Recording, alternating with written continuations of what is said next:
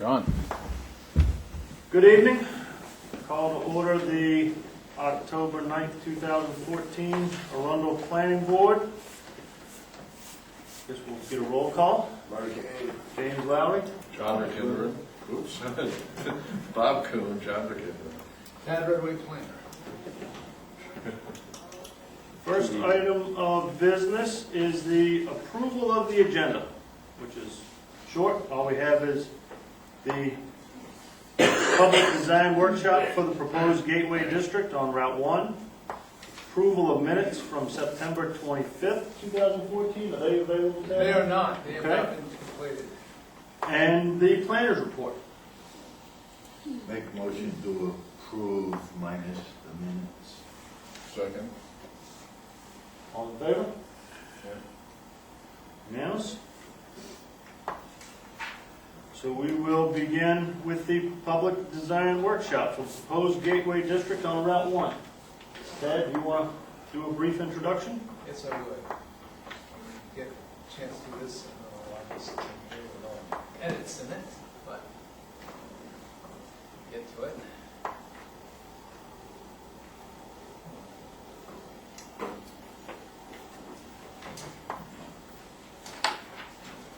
Short and sweet.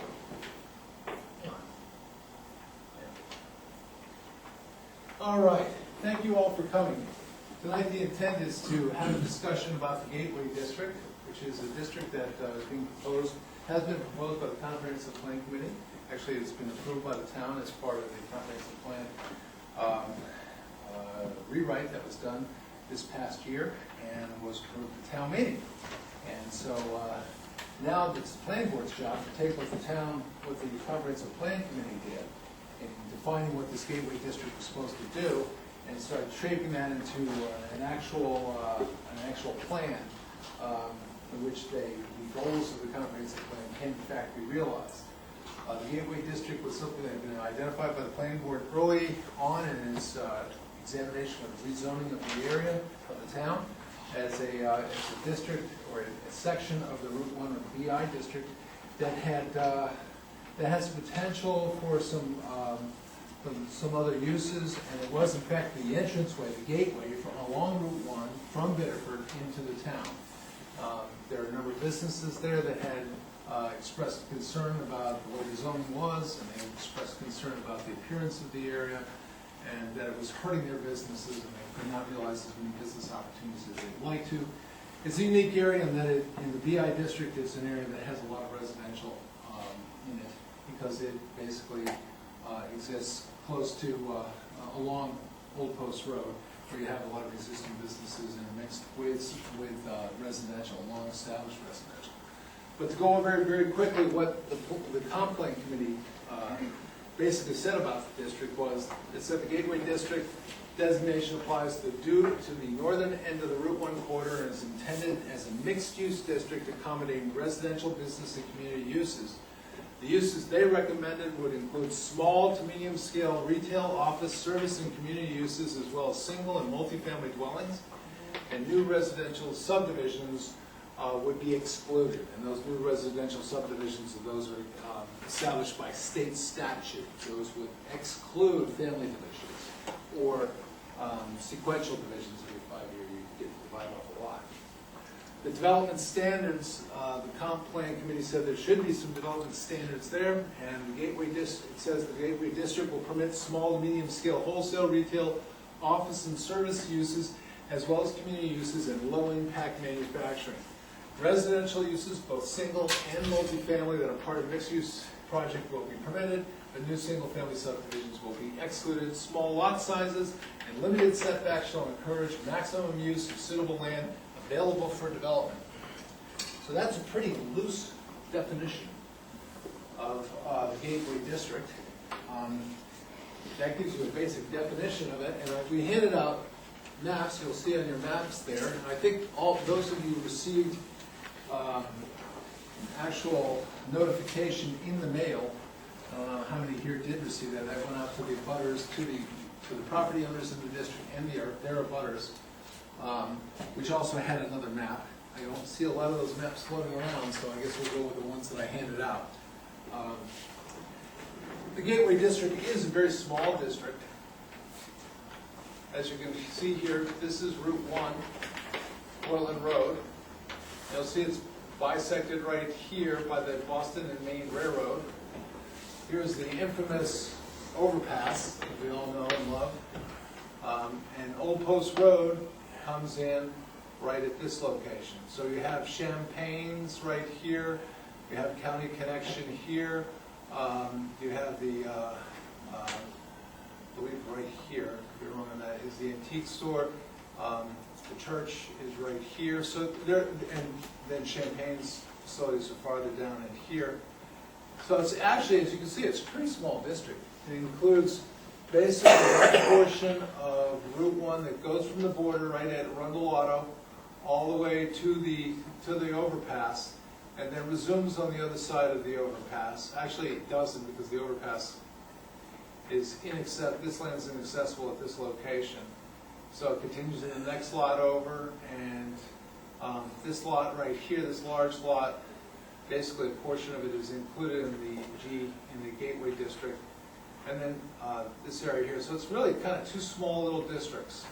It also includes Proctor Road. This is Proctor Road here. It includes the little lots that are directly fronting Proctor Road and Portland Road. It really, although it includes this lot that's at the bend, where the road turns due east, this is basically the area that's proposed as the Gateway District. And then the other sections in here along Proctor Road, where we have some existing business here, and some other potential here. These are currently the business industrial district, and it's proposed to keep that at this particular point. One of the reasons is, of course, because these areas are isolated away from Portland Road, and the focus is really to be on Portland Road and portions of Old Post Road. So we have it's really a one small district that's surrounded by the overpass and the railroad. And as the comp plan committee had stated, the interest was, folks, if you want to come and sign in and get a questionnaire, don't mean to put you on the spot like that, but everybody who comes, you can't escape. We have a questionnaire each, please. There's a front and back, and there's a chairman of the select board is doing a fantastic job. Thank you. So basically, this is the district that we're proposing right now. It's based on what's already there. What we have there already are some small businesses, some small lots. We have some larger lots too. These lots in this area here, there's a lot of constraints because of wetlands, as people probably know. The owners certainly do. But it's not a huge lot area. It does not include the massive amount of areas that we see over in the BI district, or actually over in the R3 district. The R3 district is right here. This is basically the boundary of the residential district that goes all the way to the town line with Kennebunkport, and continues down along Old Post Road, pretty much all the way to Lombard Road and down the Log Cabin Road area. So we have a lot of residential already, existing residential. We have this area zoned for residential, a lot of residential in this particular area, and some scattered businesses and residences in through here. The BI district here, the business industrial district. This is not a residential district. It does not permit residential uses. And one of the things that, as you can tell by the comp plan committee's findings, and also that which was passed by the townspeople at the town meeting, is that this particular area in the Gateway District, as it's proposed right now, would in fact allow residential. So it does not prevent residential, it really does foster the continued use of residential, and lets it mix in with the proposed new business uses that are in there. And so that's the basic idea that is behind this district. So why are we here? We're here because we want to get input from you folks, the property owners and the citizens, before we go forward. The planning board has its marching orders from the comp plan committee. They're very loose marching orders, and what the purpose of this is to get your ideas on this district, those property owners who are here. Certainly we want to hear from you tonight, whether you like the idea, whether you hate the idea, whether you like being in the district. If you're a property owner that's near it and you don't see your property in there, and ask why not, why can't I be in this district, we certainly want to hear from you. If there are property owners who don't want to be in, I think the planning board needs to hear that now too, because we are at this point just shaping up this district. So to help guide things along, I think we gave you all this questionnaire to help you start thinking about some of the uses in here. And the planning board has some ideas on the uses, but they don't want to set them in stone until they hear from you, the property owner or the neighbors, on what you want. So I guess I would start it off by asking, does anybody have any questions at this point about the proposed boundaries? Are there any property owners here who are disturbed by the boundaries? Do you have any comments before we continue? I see some property owners here. So how many here are actually property owners? Well, let's ask, how many are property owners in the district? I see 1, 2, 3. Assume you're couples. Right? Okay. So, if you wouldn't mind, would you tell us what your properties are? Didn't know you were going to be put on the spot. Mine's residential. Yours is residential. Okay. And you, sir? I'm on the left side in corner. That corner? No, I'm on the other side, Bedford Ed, right next to Linda's, and. Right there. New Antique. That's Yep. right. Geez, we lost my place there. Yep. Sorry about that. So it's being used residentially. Certainly there's a lot of potential there because it's pretty wide. About 330 some feet of road frontage. And for me to be able to do something, I would need to subdivide and possibly sell some of the back to be able to put any money into the front. Mhm. And going through the questionnaire, obviously, you know, the landscaping needs to be, I mean, there's a lot of work that needs to be done there. Right. And I have lots of various ideas for businesses. And if I was to start with something that would be seasonal because it's already, that's less restrictions and so on. Speak up, like me. What do you want to know, Marty? No, I'm just trying to listen to you. I don't want to tell you all my secrets. Oh, okay. Don't tell us anything. I think Tad and I talked, I've been here to meeting with you guys before, and I got 3.7 acres there, and I got a mobile home and a house on there that I've basically struggled to maintain over the last 20-plus years. And because of the zoning, it doesn't allow me to do anything. If I want to do something, I have to tear something down to build something. You know, and try to maintain it to the best that I can with the income that I have. But for me to be able to do anything with it, I need to be able to have the zoning changed to one of the proposals. And I didn't catch everything you were saying, Tad, but I know that they had talked about changing it to one acre lots, and thus the setbacks would be less. Again, kind of loosen up some of those restrictions that would either allow me or maybe other people to invest in doing something there. I think it's a pretty good spot. It's supposed to be the gateway. It needs some help to look like the gateway. And I'm willing to work with the town and pretty much anybody else who wants to help out with that. Also, Mike, I should have asked you, could you say your name for the camera, for the folks at home? My name is Michael Mills. I'm going at home. My husband and I have Revenue Antiques, which is the antique store next to the Mills property. That's This one. And we had, yes, for about 19 years. And added on to the property, et cetera, many years.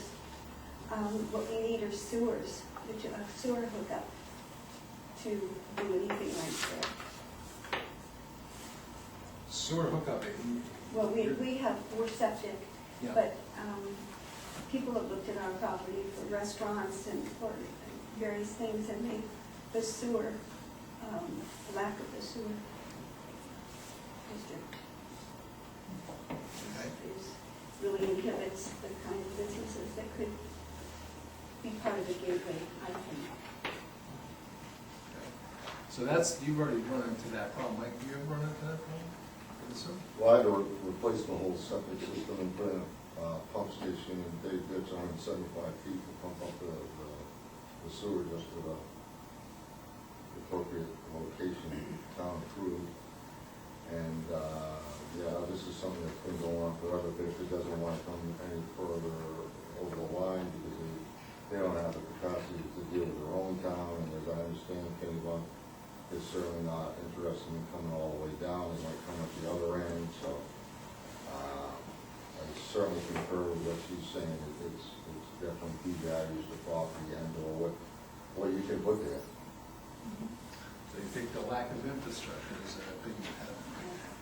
And you folks, I'm sorry, I'm going to put you on the spot too. Could you identify yourselves for us? Lisette LaHoulier. I own the property across from the new building of Champagne Energy. Which side?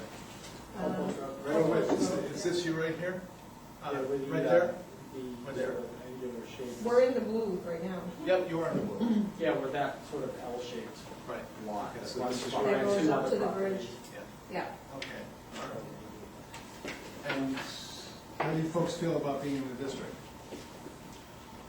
I think it's more of a positive than a negative, but then I know that I'm a real estate agent also, and I understand how if you don't have the land to put a well and a septic and everybody tries to cram in, then what? You need public sewer, and if that's not a possibility, then we can do all we want here, but it's not gonna change anything.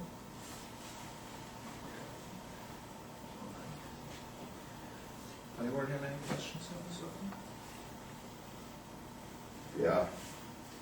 Well, you have the yellow there, is that splitting property lines up on there where it says the big GD near the Bitterford end? This here? Yeah, The only split is this piece right here. yeah, but what you This have. is the existing line right here. Okay, that's what I, Yeah. We're trying to maintain, that's another thing, we're trying to maintain lines. Instead of cutting people's property in pieces, we're trying to maintain lines wherever possible. The only thing that we didn't continue was this area right in here, because that is the existing BI line, and we weren't changing that at this particular time. That's something the planning board can discuss at this point, but it's not part of the GWD, or the gateway district at this particular time. Okay, so we've heard so we only have 3 sets of property owners here. Let me ask for the rest of you folks, how do you perceive this area? When you drive from Bitterford to here, how do you perceive the gateway district? What's your impression of it? Mr. Chairman, what's your impression of it? Well, it certainly doesn't look like it's part of Arundel. You know, you come up over the bridge and then all of a sudden it's like, oh geez, that's, you know, it's starting to shape up pretty nice. I don't see much happening on that side, and you know, my comments from what I heard, I kind of agree, I don't see much happening there without the infrastructure. I think we can do all of this stuff, but I really don't see a whole lot that could happen there without, you know, I'm not sure what can draw the businesses in there besides. So, Well, you know, that, the logistics of actually getting a sewer in there is an issue. no, You're right about it. big time. It's a big time issue because of the overpass. Being able to extend it a few more properties, and that would be something that the town could negotiate on the Bitterford side. Benefit side, right? Because we're not talking about huge loads here, but getting it across the train tracks. That's where it gets kind of dicey, because it's my understanding that Biddeford will not hang their pipes from the road, which means you have to jack underneath the railroad. And Mr. Labby, how, that's a rather expensive project to jack under a railroad bed, is it not? Yes, it is expensive. Could you step- Doable, but expensive. Is it prohibitively expensive, or is it something, No, it is, okay, But you have to get the railroad to approve doing it, yeah. and they don't have a vested interest. No, but they will do it. They'll charge you. Charge it, right. They will charge you. But, yeah, I mean, they're, and they will supervise everything in it, but it can be done. The question is, again, is it How worth big a sewer line are you talking? Well, I don't know yet.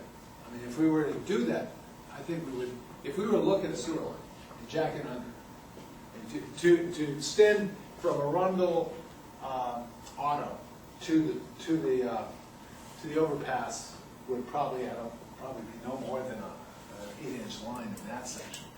But if you were going to go underneath that railroad track, you'd want to make a big line. Because it's not, you're gonna sleeve it, you're not gonna wanna make it a small line and then have to upgrade it at a later date, I would assume. correct. So, you probably wanna make it a pretty darn big line, assuming that they would have extra capacity in Bedford and that you could extend it over the years down Route 20. Am I correct in that? Yes, probably a 15 or a 12. They have the ability to drill those things now. Yep, they bore them through. There's no way you're gonna rip up the track. No, Yeah. we're just gonna drill it. Yeah. Going across railroads though is difficult to permitting and all that. I did that in power industry as well. That was, you avoided it as much as possible. Yes. Yeah, we would love to hang it across under the bridge, love to. I know that the gas lines can, I'm not sure, I won't say anything more about what the impediments are to hanging it, but there are many communities that do hang sewer lines under overpasses, and they can be insulated, can't they? Yes, they can. So especially in that situation, it'd probably be a pressure line anyways, wouldn't it? Would be. Yeah, so it's under pressure, and that makes it a lot easier, but City of Bedford's all pressurized on that side. is that, where's the pump station? Is it, There's one in the industrial park going in town on the left. yeah, There's one in the other industrial park on the right. okay. So it's already a pressure line, Yes. so we would need a pressure line on this side. And so that's a lot of engineering and a lot of work to be done, but that's certainly something I'm sure the selectmen are gonna want us to be looking at in the future. Especially if we really do want to get serious about the BI district as a development zone, as an economic development zone. And that's something that we have to start looking at seriously, because we do have a lot of constraints in that particular area because of the ledge, because of smart boards that don't respond. It's not the smart board. It's not the smart boards, maybe, right? It's smart to not turn on. Okay, come on, look at that, right. But, go ahead. I mean, that's a big conversation, the sewer, lack of sewer is a big conversation that we can discuss a lot of particulars about all night. Correct. When we left off at our last meeting, we were discussing different uses.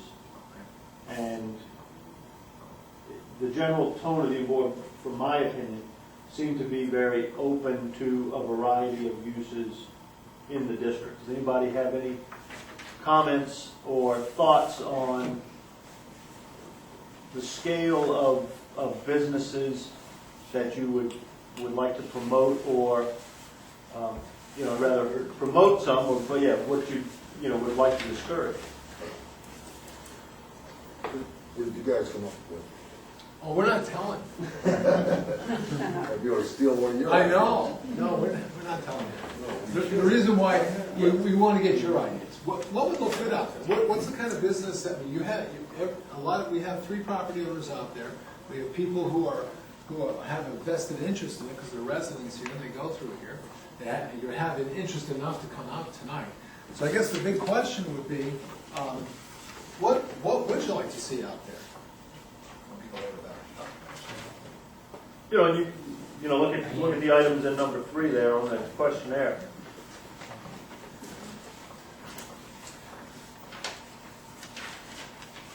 Well, why don't we start down there? Why don't we go down the list? Who thought that small retail shops would be very preferable in that particular area? That is the number 3. You put that as a 3, okay. What's your number 1? Takeout restaurant. Restaurant, takeout? Yep. Okay. What was your number 2? 15. The 15 was a tavern or a bar. Tavern or bar? I'm against that. Okay, all right. When we used to, how did everybody else fare? What were you? Shout it out. What was everybody's favorite? What's the thing everybody would like to see? The top 3 choices. You got very small retail. What else? Well, There's 3. What was? Well, I thought that in coming to the meeting before and kind of the tone was going to be, you know, as Dan said, you drive across and it doesn't really look like a run boat. And if that's what you're looking for, then you know, some feedback would be helpful. But what I'm thinking is seasonal stuff. You know, I saw a yard sale on a list, but I mean, it has to be done in a way that it's not overwhelming and a big mess, but something recreational. Where my property is, usually they do things in phases, and one of mine would then ultimately is to put a miniature golf place out there. Again, you need the capital to get to that point. So for me, I'd have to start small. Love to see a farmer stand in there and some of that kind of country vibe going on, and maybe some vendors that sell homemade goods or all natural stuff, so on and so forth, and go in that direction. How the rest of you feel about that? Sound good? Does that fit, or is that, anybody think of anything else? Well, I think that almost anything will fit, it all depends on how you want it designed. That's true. I mean, there are some areas in other states that have everything from large industrial buildings to houses all built within the same community. Mm-hmm. So I think, you know, it all depends on how you want to build it, how you want it to look. I don't think I don't want to Merck, but I'm not opposed to having industrial as long as it's not something that makes a lot of noise or is going to impact the neighbors a lot, because there are houses there, or within the area. How many acres are we speaking of before the bridge, Total? roughly? I didn't do an assessment of how many acres. No. You talking about the north side of the bridge, Mark? Yeah. Well, so Ted, do you have an idea of how large that lot is where the GWD is printed? Yeah, it's about 7 acres. So you're looking at, 20 acres maybe right there? We're not talking about a lot of area. Yep. We're talking about very small. These are all 1 acre lots in through here. Not all, but a lot of them are 1 acres. It's not a huge area. It's a very, very small area. And those of you who know County Connections right here, that's a broad lot. It goes almost the entire length of that lot. It doesn't go deep, but that's the RV place, I should say, the Manly RV place. So it's a small area. So, you know, the idea that we're going to get large manufacturing is probably going to be out of the question, given the size of the lots, given the limited infrastructure. But that's not to say that you can't have something in there that could be an impact to neighbors. What would be an impact? I mean, let's go negative. What would be something we wouldn't want to see there? Whether it's on this list or in your head, what would the homeowners not want to see in this district? Something that makes noise all night long, because we want to sleep.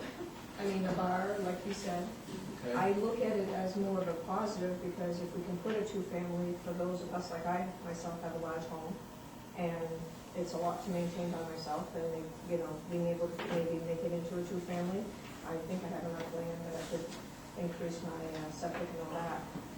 So that would be a bonus to me. My question I would have, though, is what brought all this on, and somebody had to recommend that this change take place, and what's their idea? What do they want to bring in?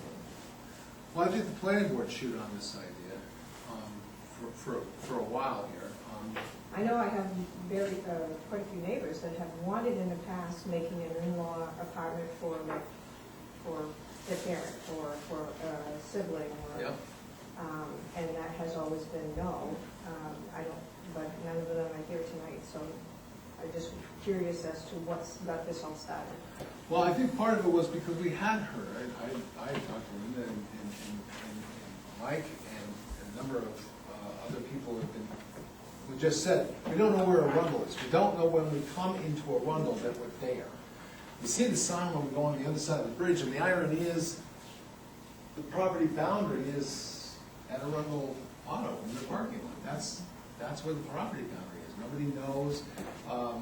And it's actually a wonderful location. It's not being sold. It has very little infrastructure, as we talk about, but it just doesn't look very good, as Mike said. It's just not. It doesn't capture your attention. I'm sure you've had problems with them, with people driving right by you, not even seeing you, because it's. Well, they think it's Biddeford, for one thing. Yeah.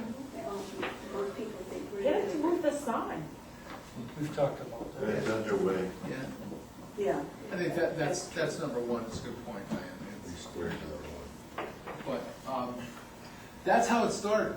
We were talking about that, and we were also talking about making a better gateway. That's why we call it Gateway. Saying, welcome to Arundel. This is Arundel. It's not Biddeford. Well, I know propane, what they've done is great, I think, in my opinion it is. I mean, it's so much nicer than what was there before, and to me, that's a big positive. If we can get more of that, yes, I agree. They beauty that up, and you come over the bridge, and it's like, wow, this Yeah. is nice. It matches my home and, a couple of others in the area. I just think, there is such a thing as being overbuilt to your neighborhood, which I know I did. And I'm not looking for the rest of the neighborhood to pick up to it, but it's just nice. And it's a lot nicer than looking at a rundown building or. Catches your eye.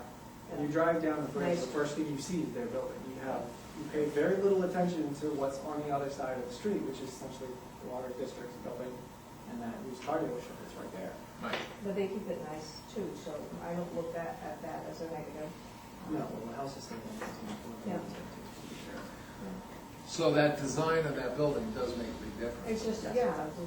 Right, I agree, and I think you're right. I think a lot of things that you present, Tad, are right on with that. If you want to make something that's going to stimulate an interest in the area, it needs to be a good blend.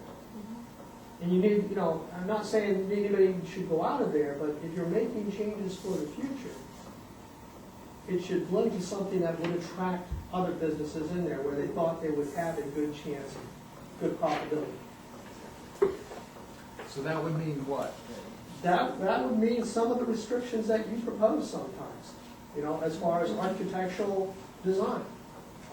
If you put a concrete block building up next to a nice building like these people, are describing there, the gas company now, that would be a big detriment. All of a sudden, you got a block house there that's just a rectangle with a flat deck roof. So, a lot of that you have to look at, and it has to be across time, and it has to grow across time, but it is a big deal if you're trying to get businesses in there, aside from having the infrastructure. If you don't have the infrastructure, nobody can do anything. Well, there are some things you can do without the infrastructure. Yes, there's some, but it's still. We're not able to put a huge restaurant in there, no. Yeah, exactly. You're gonna have limitations on how big you can get. You can probably get in a lot of other small businesses like what they have. It's primarily an office. If you're looking to do something like that, well then, That's a this perfect is your spot. answer. Right. It all depends on how large you want to go. There's two automotive places over there next to it. Well, they're there for that, okay, but if you wanna plan something for the future, you gotta set down a little bit of a footprint, okay, here's what we got. Those people are welcome to stay there as long as they own it and everything like that. But when it comes time to change hands and grow, you may wanna grow it in a certain pattern versus what was there. You know, these are the thoughts for the future. I don't live there, I come to the meetings, you know, I live in a different part of town and kind of drove me into some of these meetings. But it is important to think about what you would like to have for the future and present that to the members of the board, because they have to kind of decide this out.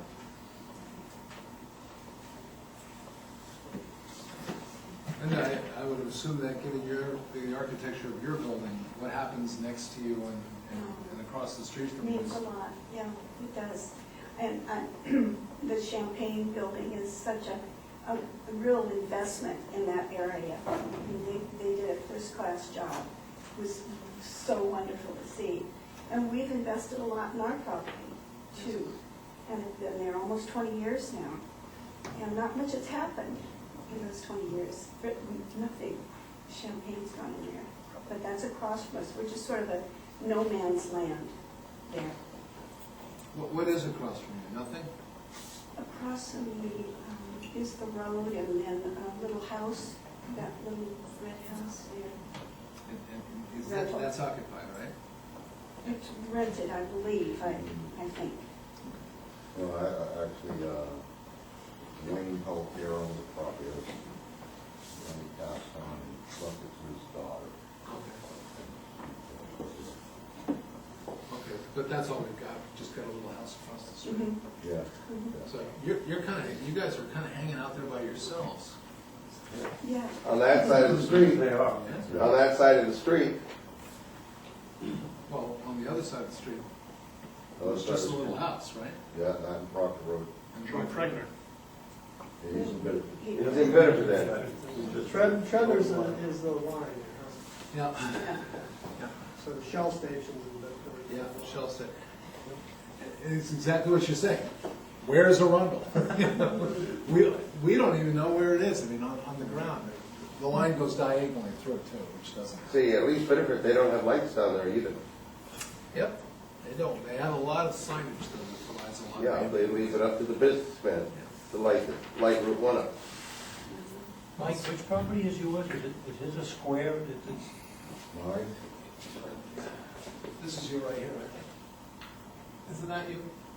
Behind the square there, towards Bedford. Yeah. You got the- This right here. That's Yeah. city property. Yeah, Yeah. yeah. I don't know what's on the other side there. That's actually a Arundel Auto. That's a part of their parking lot. It's their drainage system and their parking lot, so it's Drainage just, system, yeah. Well, that's where the water goes, let's put it that way. Why, is it partly on your property? Well, it's slowly but surely coming closer to. It's migrating? I haven't had it surveyed, so, you know, that's an issue that I have to take care of at some point in time too. Yeah, I'm not exactly sure where the line is, I only can deal with the assessor's maps Yeah. and basically overlay those on an area, and there's a lot of rubber sheeting in there. So I'm not sure exactly where it is, I just know part of the property is impacted. Well, where there used to be a town sign on that side, that was Arundel. Yeah, Right, that was the line. So, I mean, so you know, by surveying where the town sign was, you know that was still Arundel. Right. Well, somebody stole it, and I know your son made it. He did a really good job. I wasn't bringing that up, but yes. But I'm just saying. credit where credit's due, right, Well, Mark? it was a beautiful sign. It really was. Yeah. Ted, Yes, ma'am. in this area, since some of these lots are fairly small, and I don't know anything about the logistics of this kind of stuff, I'm just putting, and because this area, I think, one of the things that's gonna happen in this area, I think, going forward is, especially if the seasonal cottages gets built and they actually start to get going, there's gonna be a lot of seasonal use in this area. And in the winter, nobody goes out. We can't stand going out in the winter. But is there any way to allow for something like what they did in Kemont Port, where they took that one lot and they put all those little, they're like all little individual shops, but they're like miniature ones. And I don't know if they're open year round or if they're just open seasonal. I suspect they're open just I seasonal. think they are, But they're extremely attractive. yeah. In the summer, the place is packed. So is there any way of allowing some kind of a provision to allow for that kind of structure in this area? Because it seems kind of fitting with the lots as small as they are, as some of them are. Yes, something like that would be something we could do at the planning board level, sure. Small retail shop. We could do small retail incubator shops. Right in here. You know, the issue would be working with Jim Nagel on things like public facilities and restrooms and. Well, I think what they did is they Yeah. took one lot and they Communal. built a whole bunch of these little shops. And I Right. never had to use facilities there, but the shops themselves are really kind of neat. So when you're talking about, you know, wanting to do like summer produce or things grown in this area, you know, something like that, you know, you might be able to get away with if it was something that was stipulated that was in use. Yep. You know, you can have little small incubator spaces. There's nothing that prevents you from doing that. I've actually even seen push cart malls created where people have their little push carts there, which is sort of like a mini farmer's, it's sort of like a farmer's only push carts. And they put their stuff in just as a way of controlling. And, but there's absolutely no reason why we have to go with the usual standard stuff in terms Because of. these little mini connected malls, they just, I'm sorry, but they're, when you compare what one of those looks like to these other all little buildings, Yeah. they're kind of hideous. And they just don't seem to fit in with our, rural character. Now, when you You say can that, say you're that, talking in a the strip setback. mall type of thing, where you have one store, then another store Yes, blended, and that's they're got all totally just- different architecture, then another one next to it Yes. that's got a giant New York sign, and the next one, like if we go down to north end of Boston, coming out, Right, and these other ones, like, they're all different, they're all a little bit different, they're all a little different shape and different colors, and they're all brightly painted. Where's this? You guys have to go take a ride. Yeah. Where's that? How do we tell? Why don't you, On the why don't way you into tell the everyone port, where it is? It's on the way into the port. past Market Day Market Yeah. on the right, and then just a lovely conglomeration of buildings. Behind the But- senior center down there? It used to No, be a that's big- way, that's further, the senior says, the It senior. used to be a real estate place, and then it's just a little bit up the road. I don't even know how to, Very sweet. I'll get directions. I'll get directions and tell you how to get there, but Well, it reminds me of the show Little Houses. Mhm. You Yeah. know, where they're designing little houses and everybody's living in a much smaller space, but it's, Beautifully landscaped too, isn't it? it's And wonderful. and in the summer, the place is packed. A substantial investment in it too, though, you know, it's gonna take somebody with some But it's, money. you know, it allows people to Taste. have their own individual space without investing, I hate to say it, but I suspect that they didn't invest, you know, like $30,000-$40,000 in each one of those little buildings. And, you know, that's one of the things with when you're selling your own wares or you're gonna do your own little business, you know, a lot of people can't afford to buy the lot and pay $30,000-$40,000 to put a building up. When That's you're only cheap. gonna do it for the, right, but you know what I'm saying, when you're only gonna use it part-time, Yeah, or no, part of the season. But what I'll- you're, what I'll you're get you- talking about are incubator spaces. That's the technical term for it. It means it's a small enough place where if somebody who's just starting out can afford it, and, or if they're just doing it seasonally, they can afford it, and not have to put a lot of money into infrastructure. They put money into their business and into their product. And you're not into the- connected to someone else, so you don't have, you know, the noise from the next building over, and you've got it's like your own space. Diane, Probably is that in the port or in Kenneman? Port, that would be in the It's port. in the port. No, that's Lowell Village, Kenny Lowell Bond. Oh, Village. excuse me, you're right, It I'm is. sorry. That's Yeah. Lowell Yeah. Village, It's Kenny before Bond. you get to the, it's on Yeah. the way It's before on you the other get to side the of the bridge. It's on 35. It's Before the called fire Shops at Before you get to Monument. before you get to Oh, that. Yes, And yes. they're all one owner and they're leased. I like that, that certainly works because there's a lot of pedestrian traffic in there. Right. They're very beautiful shops, and it's one owner, one Yeah. developer that put them all up, and he leases them out. That, I thought so. Well, that sounds like that's, certainly, I don't know of anything that would restrict that from being in the district the way we're dealing with. Small retail, It's just retail. anywhere where. Well, unless you get into everybody has to have their own bathroom and all this, I don't think that every single one of I those. don't think they do. No, you can't. But you can have, you know, to meet certain safety requirements, if there are any for handling foodstuffs or something like that, you have to have washrooms. But you can also have a communal facility too. There's no reason you have to have it per unit. So there's an exciting idea.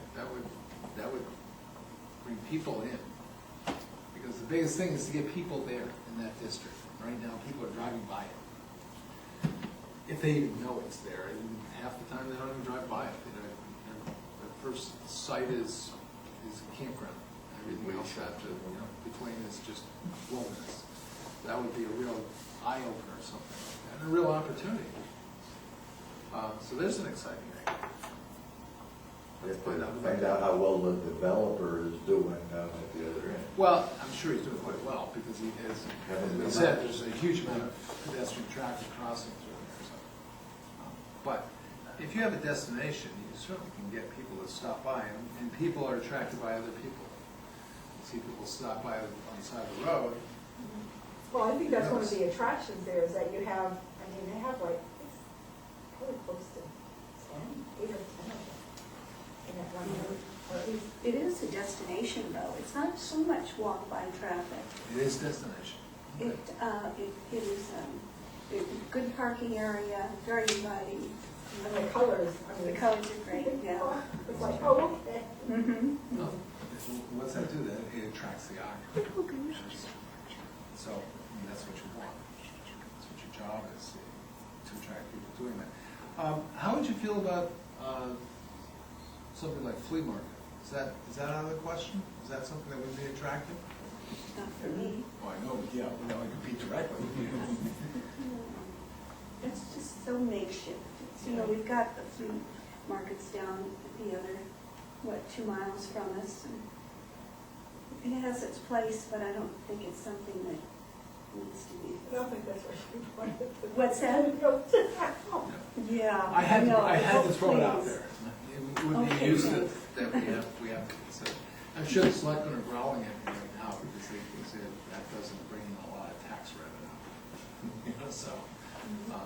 I think it would be too congested for a small area. And also, there's it's the same. There's a certain, forgive the term, gypsy kind of approach to it. It's not permanent. It's just temporary, and it's not temporary like a farm stand is. It's Farm just, stand seasonal. yeah, but there's a stand. There's something permanent here. Yeah. So. I see more small business, things that can, because right now, the sewer isn't there. So you have to have something that, an area, or you have to have a design so it attracts, probably at this point, small businesses that can be on an acre or an acre and a half, and be able to have a septic, or if you have more than one building, you have to have a joint. But you need to have businesses that can do their business and not have to do it with sewer, because it's not coming small. We'd like for it to, but we have to be realistic, and yes, it would be nice to plan so that if it does happen, yes, but in the meantime, I think it's probably more suited towards small businesses. When we're talking about small, this is something that we've always debated. How do people define small? That's really medium in that area. Yeah, small, medium. Small. Yeah, small to medium. So when we think about small, give me an idea of what a small building, would it be the size of your house, would it be the size of your building? Is that small or is that medium size? Well, I'd say medium for the historical part that was the original main roadhouse Yeah. is maybe 2,000 square feet, but our addition with what we call the barn up there, totally it's about 7,000 square feet. But that's also going up. Yeah, Yeah. yeah, Yeah. 4,500 square feet Yeah. alone. Footprint, yeah. So you consider that small, right? Medium? I guess I'm medium, small, medium. And see, for me, I still think that that's probably still fits into the small cap. Well, I guess Is that getting into the main mall that's, Well, when you're That's talking, giant. Kohl's is big. yeah. Oh, that's about 30,000 square feet. when you're talking small, medium, large, we obviously we gotta try to stay consistent, right, with what Yes. you already have identified as small is 5,000 right in the other districts. So, I mean, that kind of falls in line with what she's. And I'm not saying I think her building is small, I think, I look at it as a small business. It might be a medium-sized structure, but it's a small business. Me too. I gave, yeah, I didn't think it was a small business. No. Well, the reason why I asked that is because I'm just wondering, if we're talking about scale, if we're talking about things that fit, because I think that's what we're all talking about, things that would fit with residents that are there, because the businesses and residents are going to live side by side. Both want to work with each other and both want to preserve each other's property values for obvious reasons. Would there be something that's too big? Would there be something that would be too massive, that would be disruptive in that neighborhood? I'm not articulating that well. Multi-story building, would that be too much? 2, 3, 4 stories, would that be too much in that neighborhood? You've I don't got think 2 you and a got half, that. basically, right? I don't think you have enough there for parking, if you had multi-story, Well, you'd be surprised, depending on the use. We've got a couple of good sized ones. That's a good size one. Well, mine's 3.5, yours what, 3.5? 3.7. 3.5, 3.7. Mine's bigger than yours. And see, I think a lot of it depends on the lot. I mean, if you've got a 1 acre lot, you're not gonna go up 3 stories, because you're not gonna have, by the time you build your building, you don't have any parking. Or you But if might you go have up 3 stories 7 or because you 10 need the park. acres, if you have 7 or 10 acres, and you put a 3-story business building in it, then you probably would have enough area to put your parking. But again, I think that's common. You look at where it says GWD right there, that's a pretty good sized lot. Yep. So if you put a, 3-story building there, is that out of character for that area? What's it for? I mean, who knows, right? Let's, just that, say anything's in there, but just kind of concentrate on the size. In fact, if you had a structure that size sitting there, what would that do to the area, or would it blend with the area, is the question. Well, I think it depends on the architecture of the building, because, initially it being that high.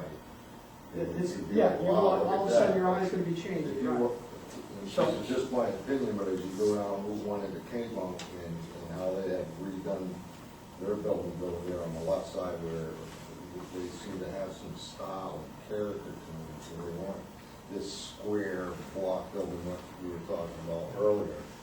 And those seem to kind of blend in. So you know what the VIP building looks like before you get into Kennebunk? Yeah, So with a building of that size and that character, would that fit well in that area? no. Okay, why not?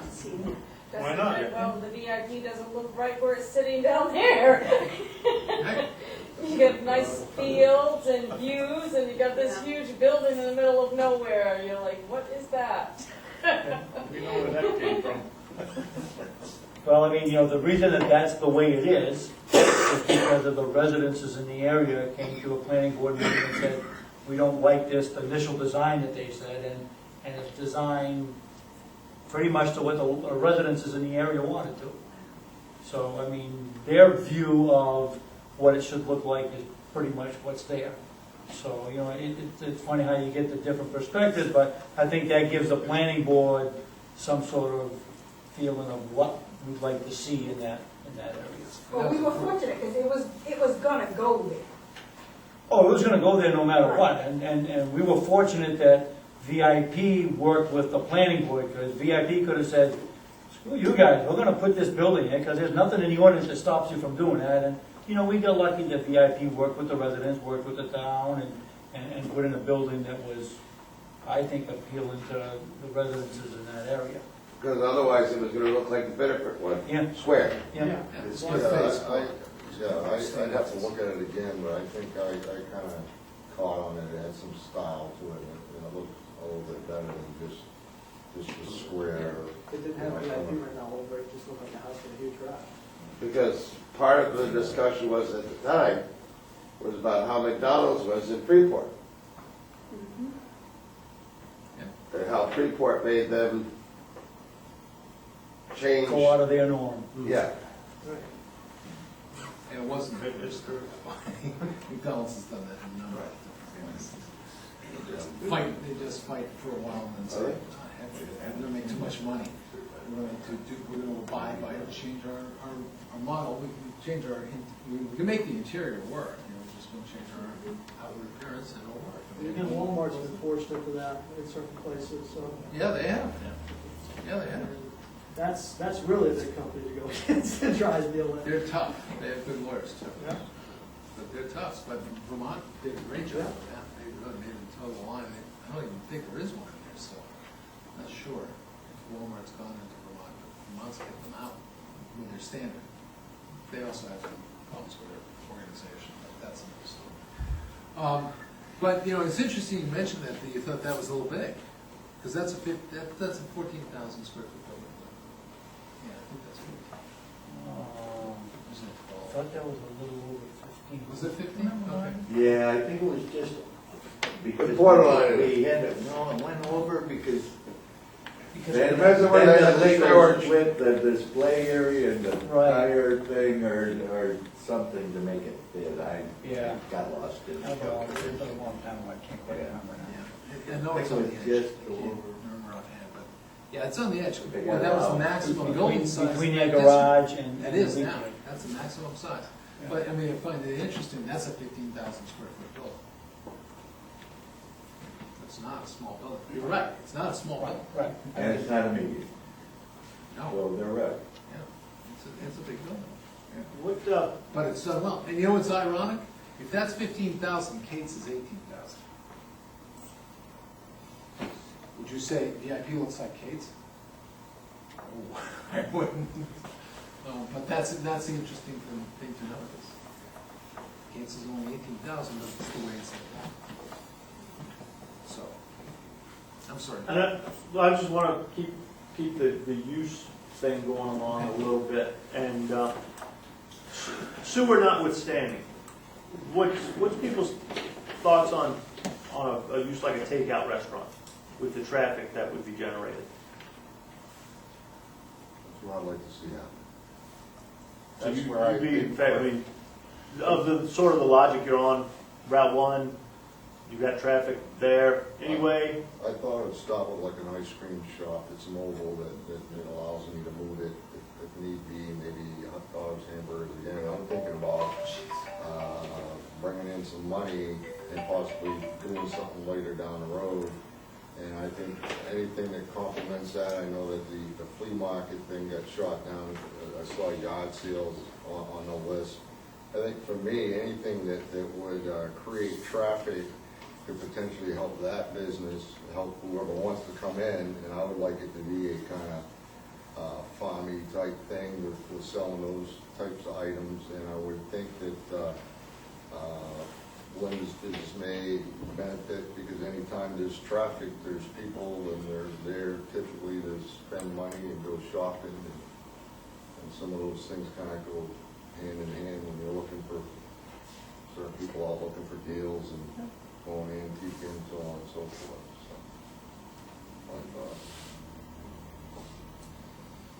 so. Any thoughts from the residential perspective on that? What the hell's wrong with that? You could just walk next door and get a hot dog.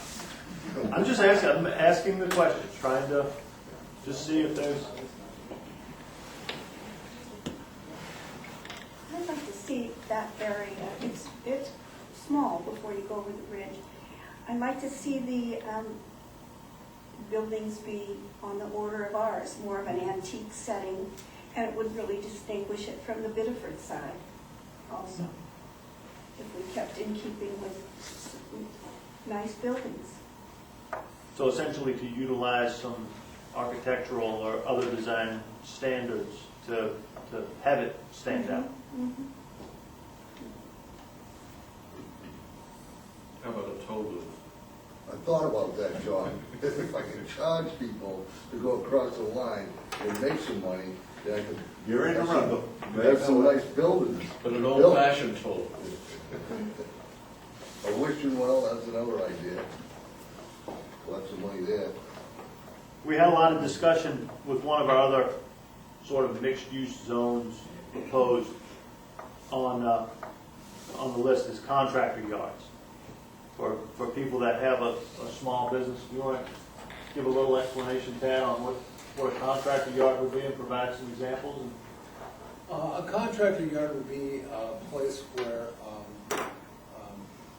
a landscaping, building, and excavation contractor keeps their equipment.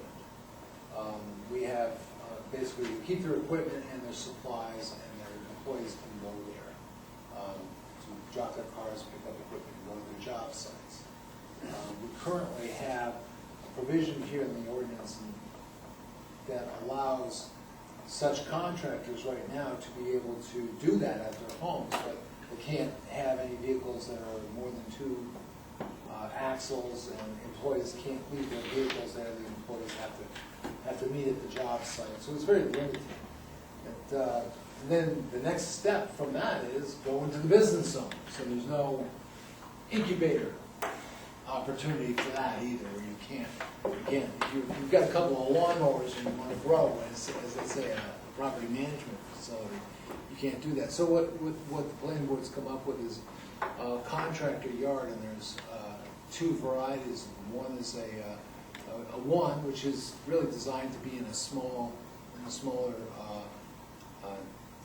residential areas, and it's allowed in it's proposed to be allowed in residential areas.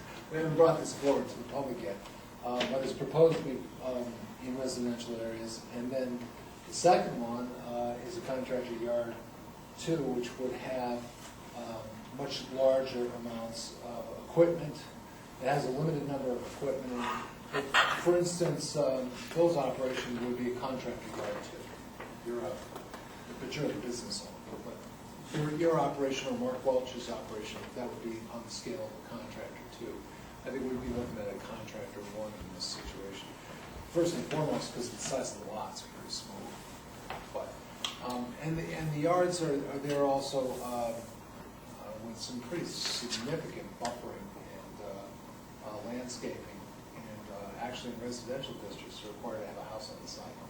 So it's supposed to be residential, keep the stuff in the back and limit your operation.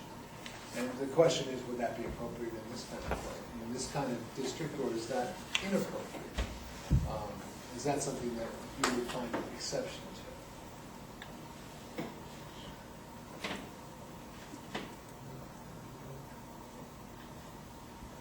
Well, everybody's jumping up and down about that. You're averse to it, Mark, I'm first, depending on the plan, the landscaping and that, anything would be better for them. If done properly, there's no reason not to. But if we end up allowing somebody that drives these ratty old pieces of equipment, parks them right at the edge of the road, somebody drives by and they think it's somebody's junkyard, that isn't really an appeal. If it's someone who does it with taste, they plant bushes, they have a driveway, it looks like it has a purpose, it's well maintained, it's groomed, then it looks good, it's visually appealing, so why not? I think, it's all circumstantial.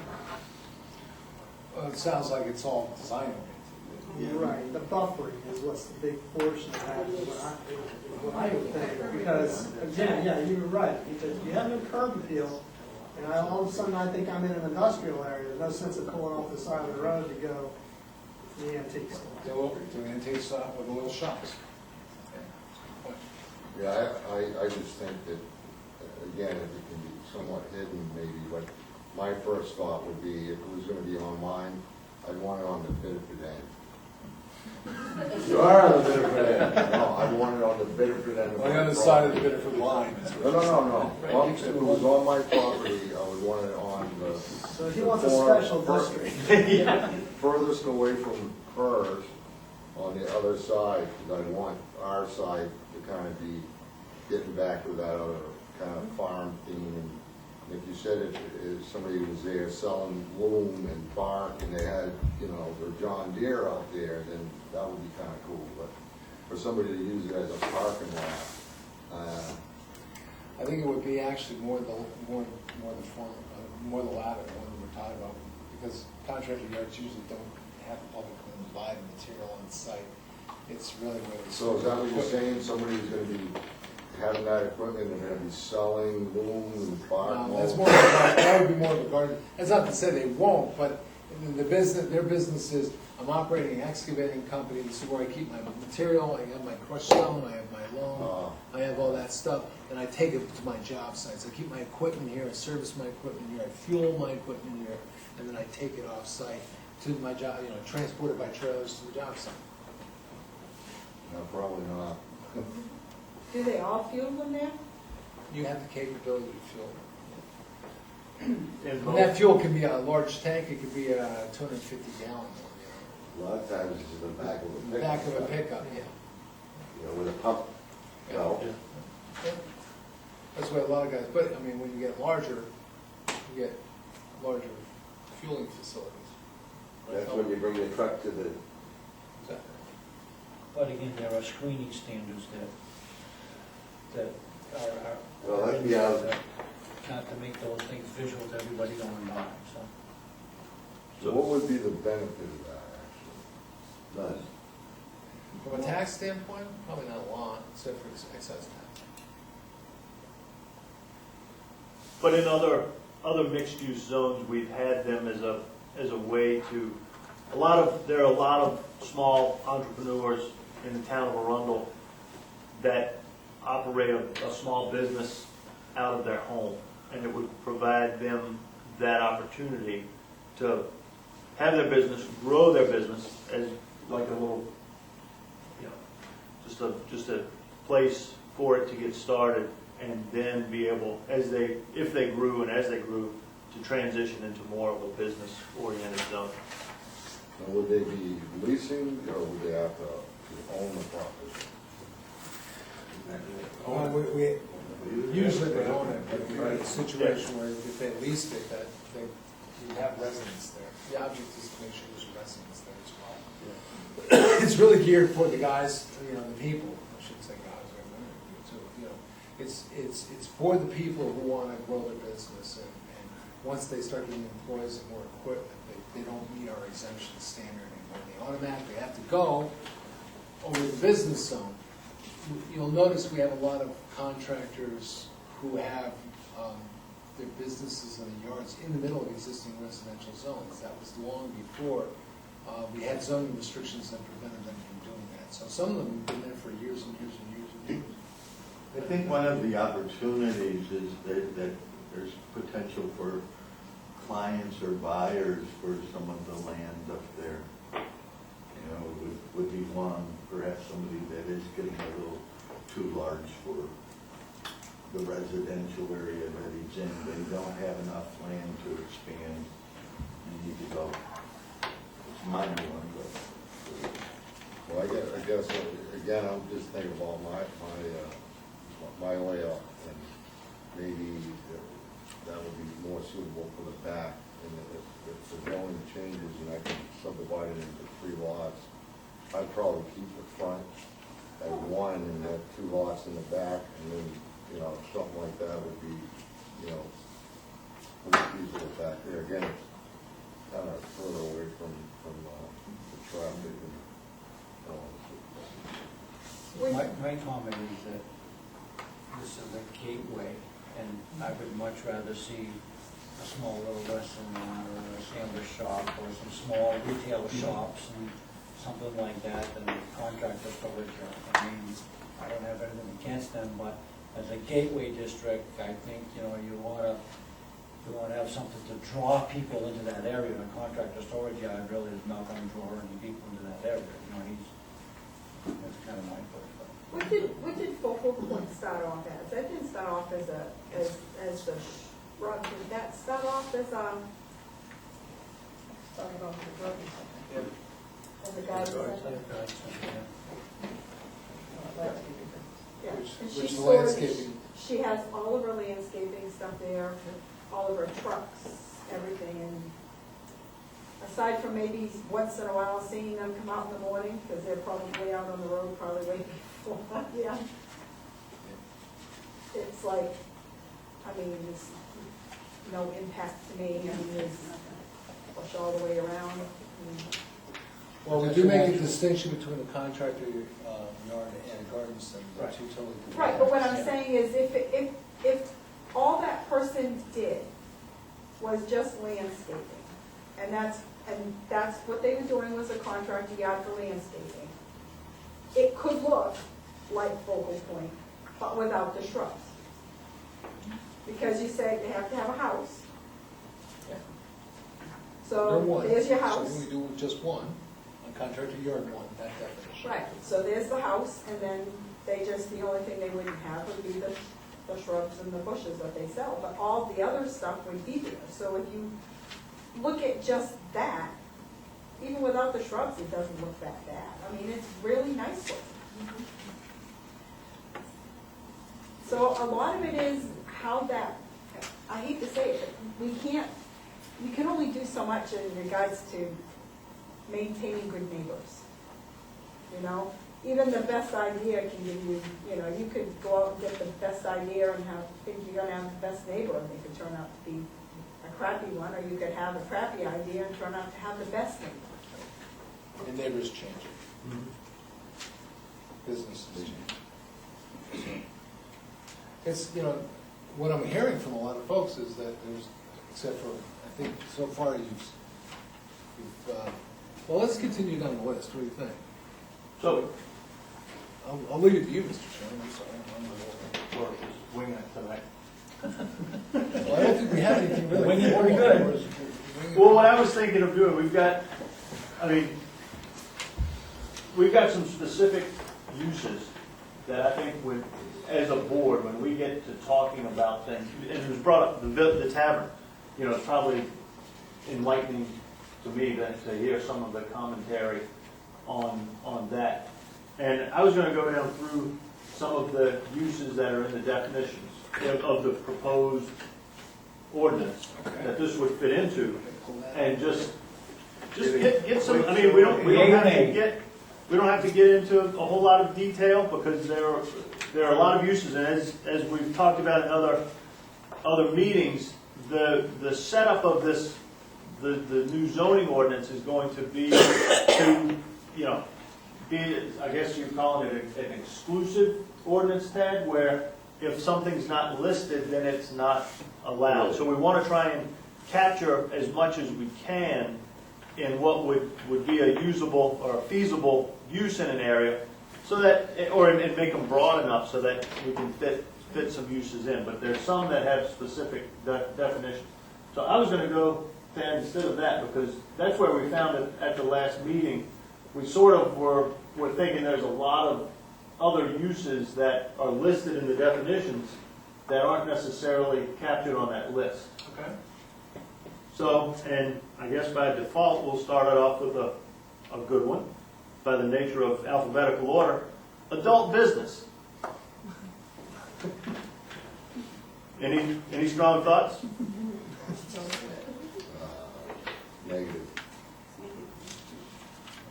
Hooters. Well, I think that would be under restaurant, but I don't live there, so, I'm not a Building resident there. business, we don't have a lawn business.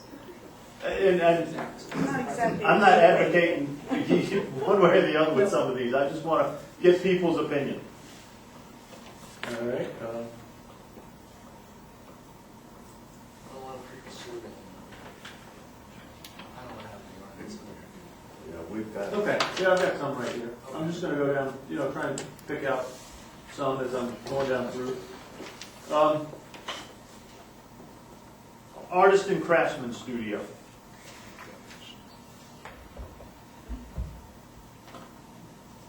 Favorable? Yeah. Chairman? Low impact. Yeah, I'm just trying to pick them off. Here you go, Marty. Automobile repair garage.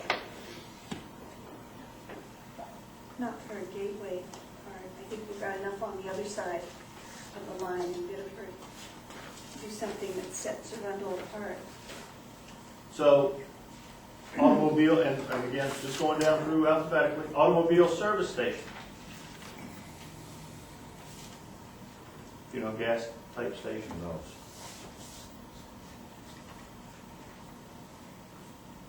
All right, I got one for you. All right, since everything is coming into the modern technology of natural gas or anything else, what would you think of having like a, because they don't have one in Biddeford, like a natural gas place to be fueled to come into Arundel? Just a thought. who's gonna build it, that's expensive.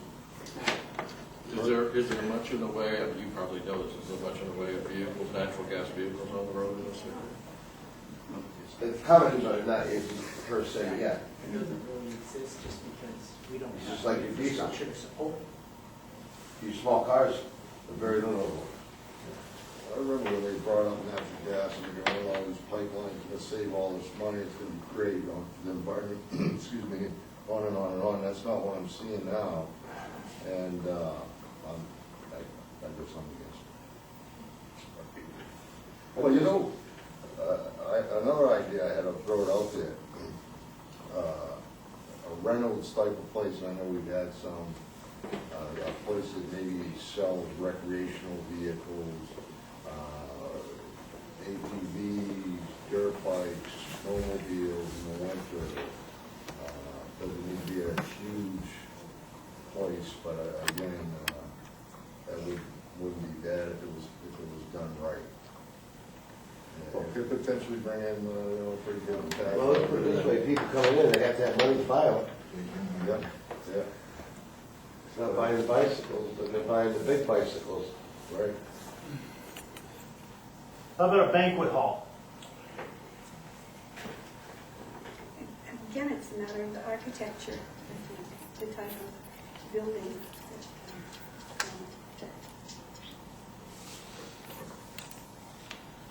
Or convention center. Yep. Business office, we sort of touched on that a little bit.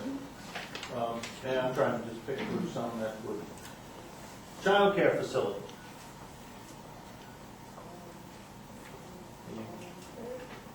I don't know, in the septic, I think anything that's gonna require more septic would be an issue.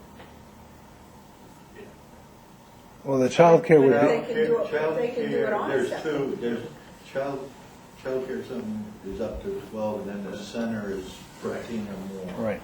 So 13 or more, but 12 can be done in residences. Yeah, that's a home daycare. Up to 12 home days. Yeah. Well, related to that would be elder care, or Congregate like memory care, or that kind of thing. Same idea, Community center. But again, the architecture and the planning of it makes all the difference. Convenience store. We have so many of them already.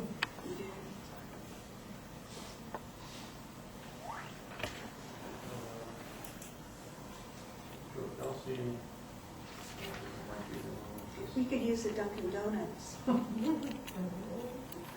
Like they have the money to. they were supposed to move across the street once upon a I time. thought so.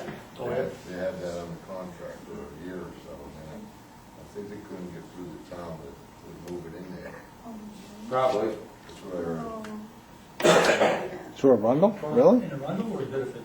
Around Arundel. Yeah, the red house across the red street. house, Yeah. that nice corner. Part of it was because they didn't have a drive-through. Well, that's a good one to bring up, drive-through. Drive-through. Dunkin' Donuts with a drive. Like Dunkin' Donuts, that's what they're, Drive-through restaurant? yes. You guys are making me hungry. Me too. Don't feel bad. I didn't have something else. Neither did I. Yep, drive-through facility. Skip right over it, sorry. Favorable? What's that, A drive-through facility, Like like a Dunkin' Donuts. Yeah. That would also be a bank. Bank, right? Oh, another bank. We need another bank. That's what I We don't have one in Arundel. Yes, we do. We have one only. That's on 111. Still a Rumble. I know, I said I had to correct myself. I didn't listen. How about hotel and motel? No? No, no. I don't see that happening. It's more of a bed and breakfast there. Mm-hmm. Exactly. Well, we could make it bed and breakfast. I mean, if that's the scale we're talking about, that's, Yeah, they can have the bed and breakfast, and they can turn on and have it so they can listen to the trains. No, the motorcycles roaring up Route 1 now. Yeah. That's really impacted us. We can barely hear, certainly when we're outside with customers and even inside. We have a 50 mile an hour, it changes to 50 mile an hour there. And we've seen them at 100 miles an hour to go over that bridge, and the roar is deafening. You too? I thought we I ride noticed and I don't before. even like it. Yeah. I Well, ride no, and my I don't son even like it. rides too, that's not the point. It's the, See the area and what can go. Yeah. and No, that's what I'm saying, is I ride and I don't even I like think it. we should lower the speed limit and put a light right there. Yeah. Well, no, then you really hear it when they take off. it's Well, have them very, stop, all they gotta do is give them to take a turn. for people trying to Don't come worry, they out. don't pay attention to lights, stop signs and all that. They just, once they block the traffic, keep on going, a line of them. Mhm, Yeah. Go through Kennybunk that way. yes, yeah. Personal service businesses, I'll read you the definition. Establishment primarily engaged in providing services involving the non-medical care of a person, such as but not limited to hairdresser, barber, beautician, massage therapist, tanning salon, and similar establishments.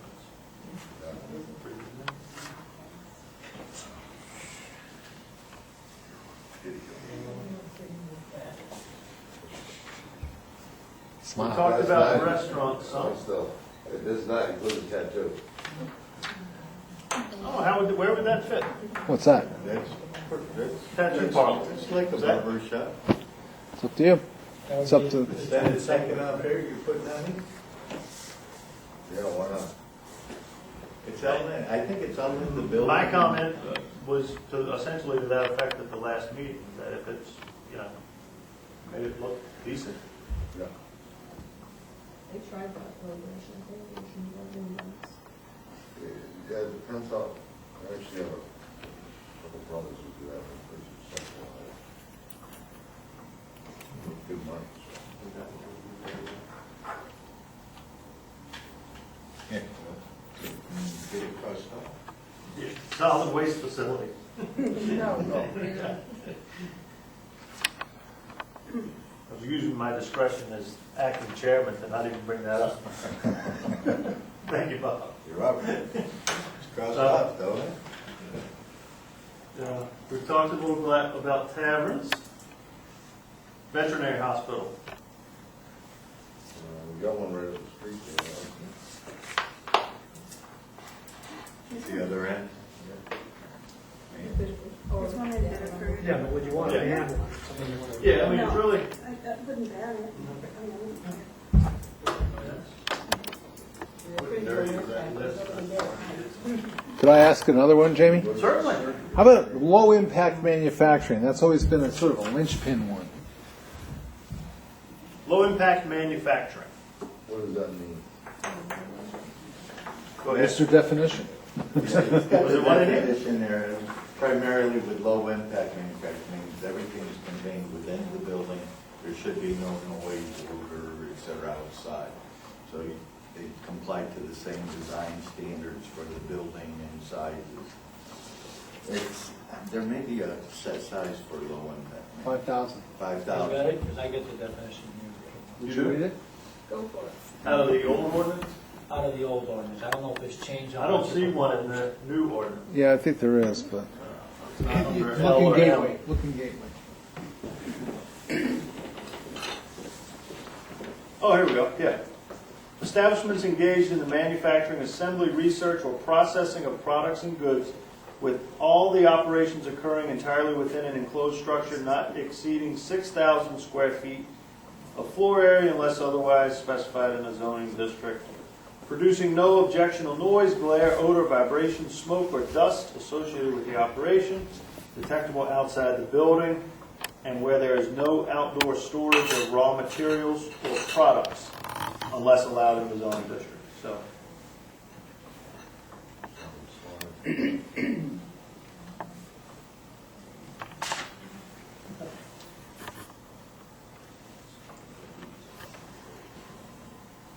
so Tad, are we gonna, when we get time, we're gonna make sure that these definitions you might have in here are captured in the grand Yes. definition section of Yes.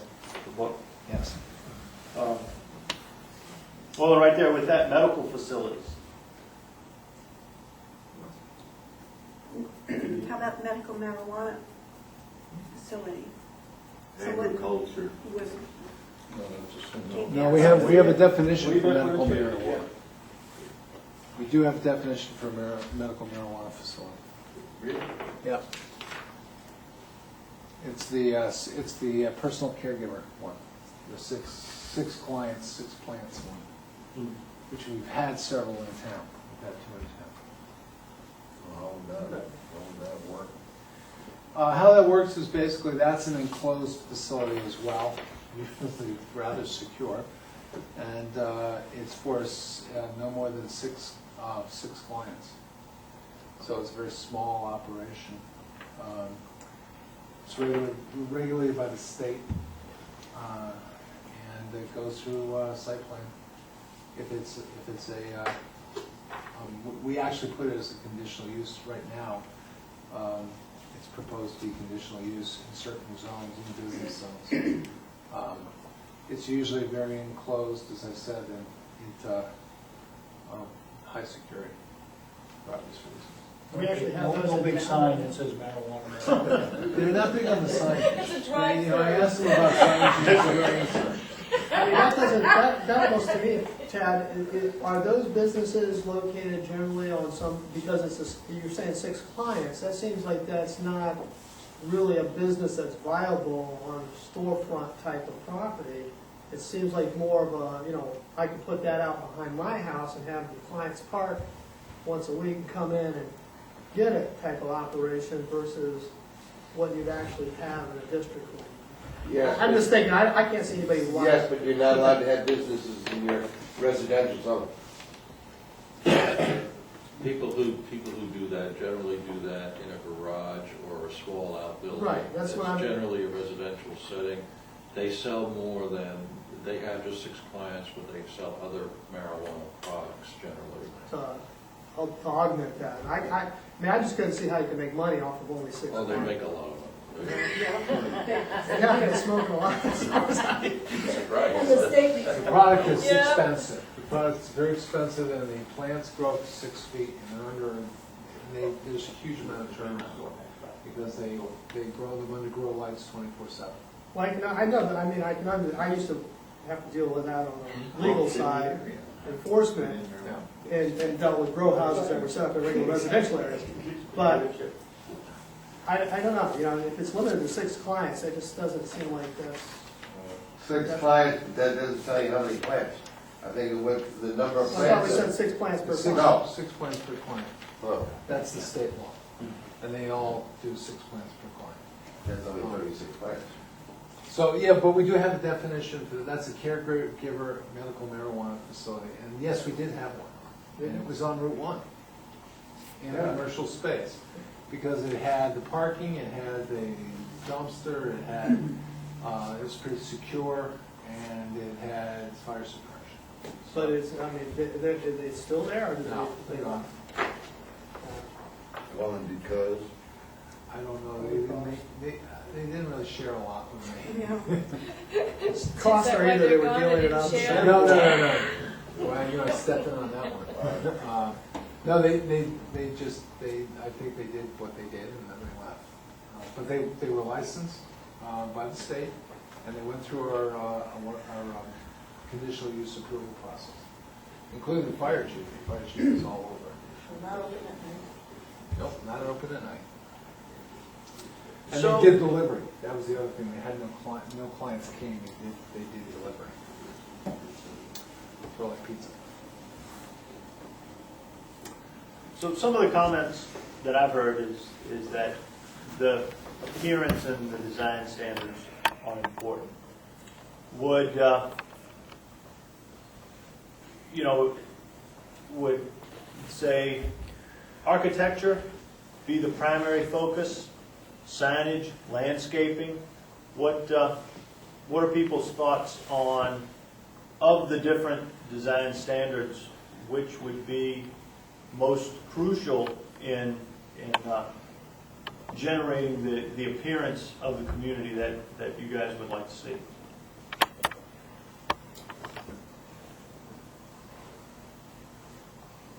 All three pretty much go together, don't they?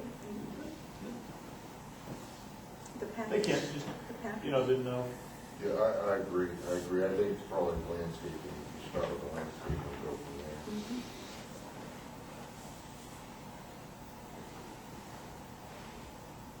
So just for clarity, for the folks that are in the area today,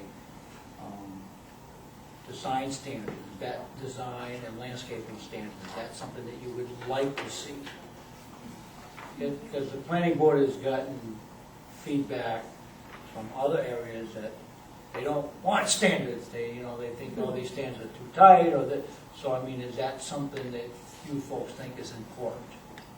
I don't know what they are exactly, but I certainly think that and I understand that certain businesses, when they come in, there is standards of a certain amount of landscaping that they have to put in to make it look a little better than nothing there. I think it's important, how much and I mean, that would be something the planning board would be working as they move forward, with you folks. Would you want all the architecture to blend together, or would you like to have a mix of various things? I mean, that's really what it boils down to when you start looking at design standards for an area. If it all blends together, it looks like it's meant to be like that. If you wanted to take an agricultural theme per se, or if we wanted to build, a three-story modern facade in there, do you want it all to blend together, or would you want it to be, well, this guy wants the modern, and this guy wants the art, well, I think even having differences, you can kind of, might sound weird, but you maybe one of them. I don't think everything has to look exactly the same. I think the common theme, the country, I like that. Well, that's a theme, that's what I mean, but if you look at that, I mean, you have houses with farmers' porches and stuff like that, and you got the guy with the glass house, right there in between them, it doesn't look the same.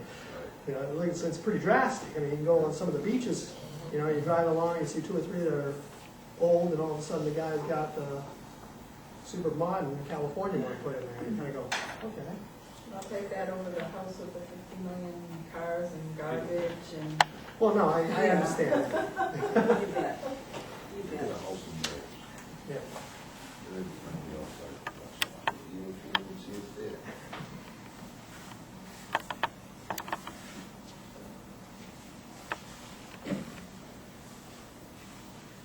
Anything from the board?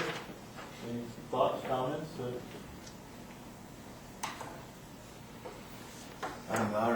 On our list of what was approved, I don't happen to have mine. Was it multifamily, two-family, was that going to be allowed? We had proposed single, family, and duplexes as a permitted use, And we allowed accessory. accessory apartments as a permitted use. And again, this is the first draft, multifamily I just go, dwellings as a conditional use. I'm just going based on comments. I, yeah, but I didn't know. I have a question for you. Since you're gonna, if we decide to move the sign, okay, is it gonna be lit?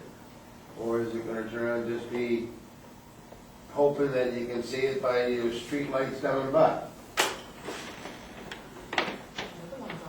How much money do we have in the budget for moving signs down? It's gonna be for us to discuss at a selectmen's meeting and make a determination on which way we're gonna go. I can, No, I'm just saying that if it's the first thing you wanna see coming in, you got your swampy high grass water sitting right there on the, we'll make the Arundel name out of reflective tape so that it stands right out. that's fine. Solar lighting. Get a couple of those little solar lights to stick in the ground. Just like the highway. As long as you don't have to put a meter in a Neon. How about that? That'd be nice. facility, they'd probably look at it. Well, there was supposed to be some of that tip money available, right? The curb appeal and all that, so if we threw some of that in there, we could really make that look real nice. We're going to be working with that. I think the selectmen are going to be looking at how that, looking at ways to use the money for economic development purposes. And also, don't forget that there are also other grants that are available that the town would be eligible for, especially if we create a gateway district. There are gateway grants, and there are tree planting grants and so forth that we can take advantage of. And the town could put in some additional, some nice entry material on it. But how long would it take to get to that point? To get those grants are held every year. So it's a commitment from the town. It's really an issue of a commitment for this district and a commitment of the town to say, look, we want to dress up our entrance from Bedford from the north. So people coming from the north know, damn, we're in Arundel. We get help to do this, but there's always a match. In any of these grants, you've got to supply usually anywhere between 20% to 50% of the money. So what we do, it's going to be up to the selectmen to have to allocate those funds, bring them to the voters at town meeting. You need to, as citizens, concerned citizens, you need to stay on top of this, and we'll try to keep you on top of that. But when these events do come, encourage you to talk to the selectmen and your elected officials about it, if it's important to you. We will bring these to them and give them those opportunities. And I think right now we already have. Don't we already have the? Well, we haven't done that one in a while. Or we accept grants, any grants every year. We need to start doing that. We have to do that in our next meeting. The town agrees to give the selectmen the authority to accept grants that we can receive, to accept that money. So it should be. Yeah, I thought it was, right? It is, isn't it? Yeah, tell the town meeting to accept it. So it's already in there, so it's really the issue. The issue is the town making a commitment to do those things. That's what it really is. And I think the planning board's making a commitment. The town planning committee's already made a commitment. The voters have made a commitment to this district, and the planning board's now got to do its job, and with your help and your continued support, to make this district be developed the way that you want to. You've been articulating tonight, and part of the town's role in that will be also providing the infrastructure to help that. Whether that be working on the sewer, which is going to be a bigger issue, and looking at dressing up our entries. And I think that will be something that the planning board and you folks will be pushing and offering to the selectmen to consider. Or have I spoken out of turn, Mr. Chairman?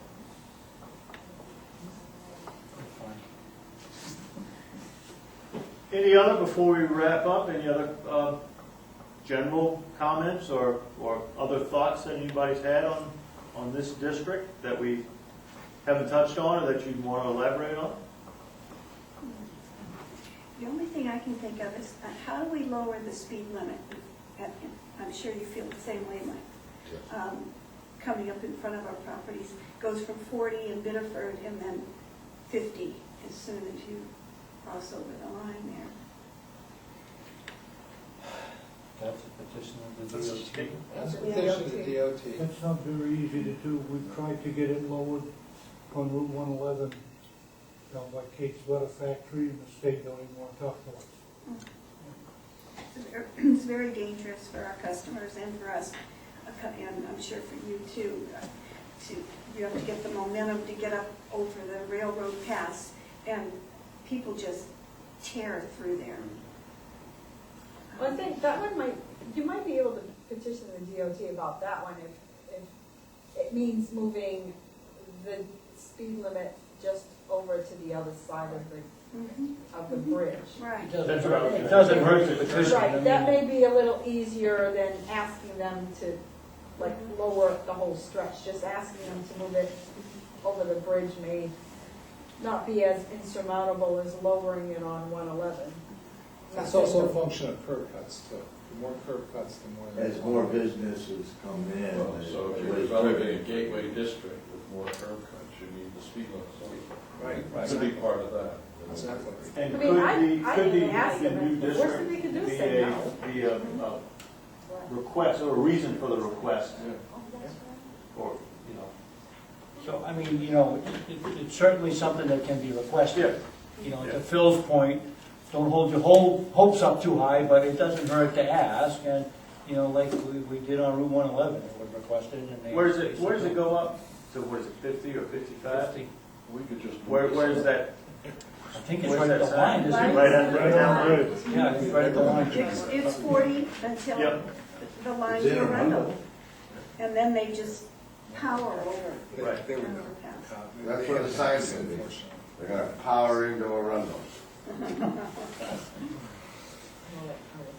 But it's a good point, and I think 111 actually isn't a lost cause, I think we'll revisit that at some point. I think you need to find something, and I don't know what it is, that on a nice warm summer night, someone's sitting around the house, the kids or the parents, either or, going to say, well, let's go over here.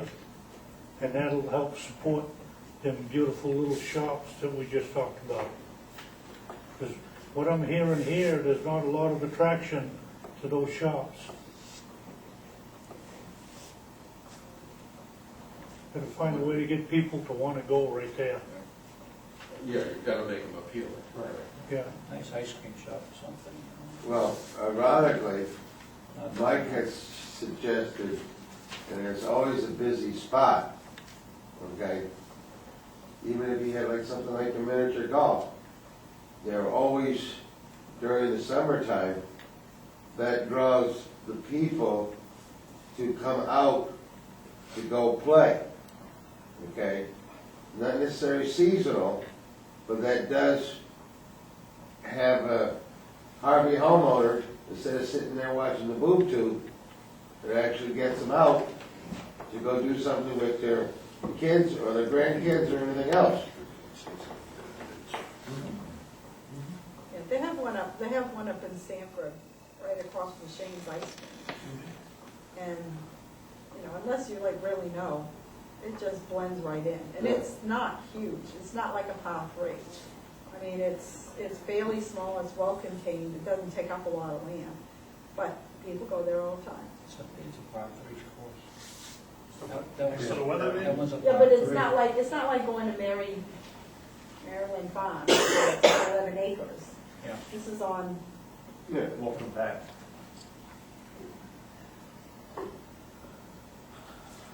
It's not a driving range, so you can hit the train. Driving range across the street. Target. Yeah. Towards the woods.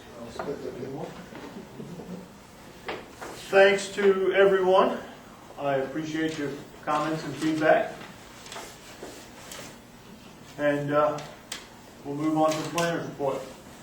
May I ask that all of you, excuse me, Mr. Chairman, the questionnaires that you filled out, I have them back. Because I really, we're gonna compile them and post them. So I'd really like it if you haven't filled it out, I hope I just lit a fire. If you don't want to, I understand, but it would really help us to have that information. Take some back to your neighbors. I'll deliver mine tomorrow to the next stage, Okay. if you don't mind. Yeah, if you want to drop it off, or you want to send it, if you want to fax, if you want to email it to me, don't fax it, fax it. You need to email me, scan and email it to me. My address is townplanner@wimoldmaine.com. It's on the website. If you have it done, terrific. If not, email it to me, and I'll actually have them posted online if anybody else wants to fill it out. But thank you very much. Thank you. I really don't have a lot to report. We don't. Since the last meeting, we've had another private way exemption, and 2 more in front of me right now. One of which you'll be interested to know will be bringing in a new business, which will be good. I haven't received a promo on that, so I'm going to keep that confidential until we have everything from them. We have some things coming up. We have a gravel pit renewal. Mark Welch has got his gravel pit renewal. He's got his stuff in, so we're going to have to address that. And that really, ladies and gentlemen, that's going to be a situation where we have, he's asking for a waiver on the survey of the depth. He's done plumbing, but he doesn't have a surveyor stamp on the actual depth. And I'd like you to, we might want to do a site walk out there to see its compatibility with what was originally approved the last time around. There hasn't really been a lot of expansion, it's all in depth. There's nowhere near where it was approved for depth. So he's not anywhere close to that? He doesn't even have a drag line out there. He's going to be bringing in a drag line. But, it's sand. It's good wash sand. He's done a lot of restoration that he had on the plans originally. He's done a lot of that. But you'll want to do a site walk on that. Because he has several waivers, so we'll want to do the site walk as soon as possible. I also have potentially one more application coming in, but it is not complete yet. And AIM, I've talked with the guys at AIM, they're putting in their landscaping right now, I believe.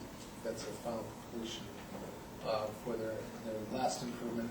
They finished up the DEP permit, or they're pretty much close to finishing up the DEP permit, and they're going to be bringing that in. So the application, I'm sorry, yeah. As you recall, the board did permit them to submit the application that would satisfy the need, to have a complete permit, and that would be subject to. Yeah. As soon as the board approves it, would be subject to the approval of DEP. But they're ready to come in too. They'll probably not be in the next meeting, but they'll be in the following one. So we have some applications in front of us right now. We're still still have a good amount of staff folks that come in, so. What's the status of Seasonal Cottage? Seasonal Cottage asked, I've sent a letter to Joe with the planning board's clarification on export material from the site. He was very pleased about that. The other issue is that the timing for those changes to 816 that we talked about at the last meeting. You remember the town manager said that he wanted to coincide that with bringing the frame, or the ordinance, the existing ordinance, into the new format framework.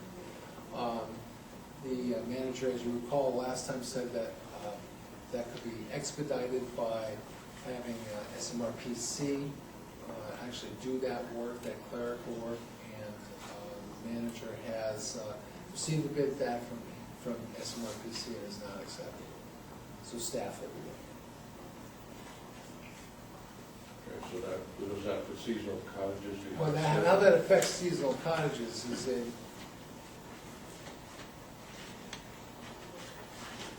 they would like to have that ordinance passed, that ordinance amendment passed, so they can do their brochures and their marketing materials. So I'm gonna have a little pressure on you to get that framework done, so it can be done simultaneously, so that town meeting can be done simultaneously, rather than having two town meetings, have that one. But that will be holding up, unless the manager changes that schedule, that will be holding up that, taking those changes to 8/17, so 8/17 to town. So And they're not gonna start any site work, I'm saying, they're gonna start site work. they are. They're actually having they have a request from the DEP for a temporary construction access onto Route 1, which is actually farther north up on the road. It goes into the commercial section, remember the commercial section? And that will be temporary, but that's where they're gonna go in and blast and work their way out, rather than just having a bold weevil their way in and coming from the rear. So that'll allow them to move there. I don't think the board wanted, I think the board tacitly had said in the past that they could do that, but I don't. No, Well, I don't think we will. If you, it was never brought up to us. I think they did, didn't they, ever? No. Is that something the board wants to review? Is that Okay, right? it's just temporary, right? How they get into the site to blast this stuff? Yeah, that's to take the material out, Really? as long as it's temporary. Well, it has to be temporary because they're not approved to make it permanent. They're not gonna be doing any improvements. I mean, one of the concerns is, they've got to blast at the entrance and they've got to make those road improvements, on Route 1, because they have to have that turning lane, as you recall. Yeah, because that's part of the curve where they're cutting out. Exactly. But that was never, Well, they said they would do the curve, because that would be the turn lane. But there was never as a temporary, well, it's farther provision. up. Yeah, it's farther up from there, though. That's where they want to go in. But we have construction entry. I don't have a problem with it, as long as they start. I would imagine they're looking to feel located where they have good sight distance and Yeah. access onto Route 1. Yeah, the site distance there is actually pretty good. I will give you an update, and I will, when they set that, they're supposed to start this month. Now, isn't that area that also too, where they go, where the water company was gonna have their tower? No, the water company's not gonna have the tower for a while. No, I'm saying that farther up, It's up on the top, it's at the high point of the. I know that, but what I'm saying is where they were gonna use their temporary entrance.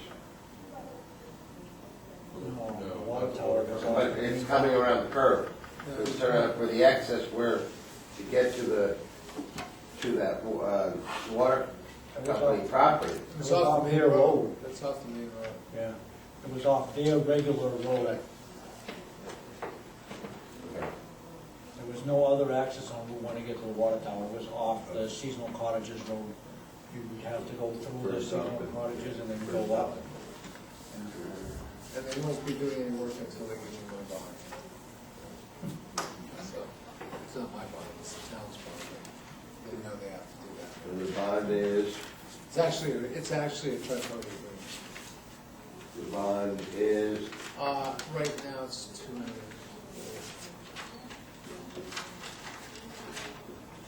Yeah, it's a lot of money. Remember, whereas before, remember, they kept reducing down the area of initial attack. Now they're increasing the area of initial attack. It's 1.6 originally, now it's 2. But I need my final cost estimates from Rick, because,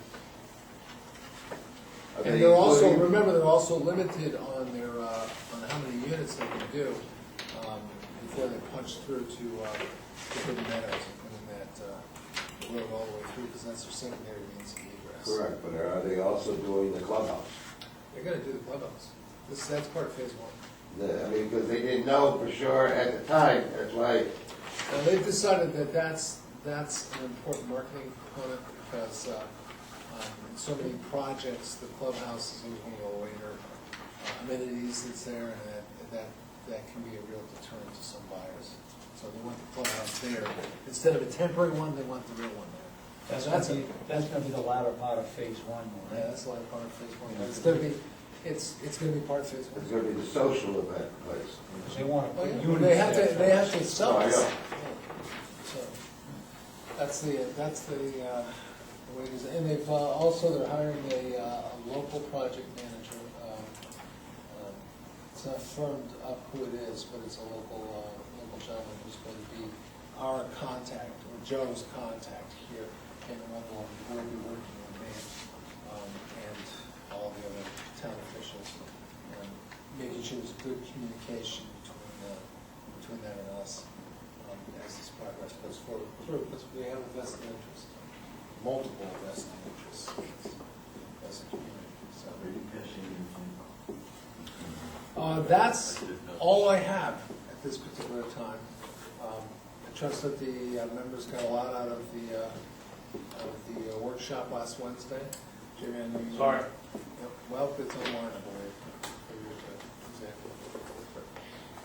Did the board find that interesting or helpful or? I have a question. Oh, I'm not an attorney, so I'm not legal. Turn out, as Leela had stated, okay, quorum is 3. No. No, she didn't say that. Have to have Three for a meeting. three or more constitutes a meeting outside of here. Quorum changes based on the size of the boards.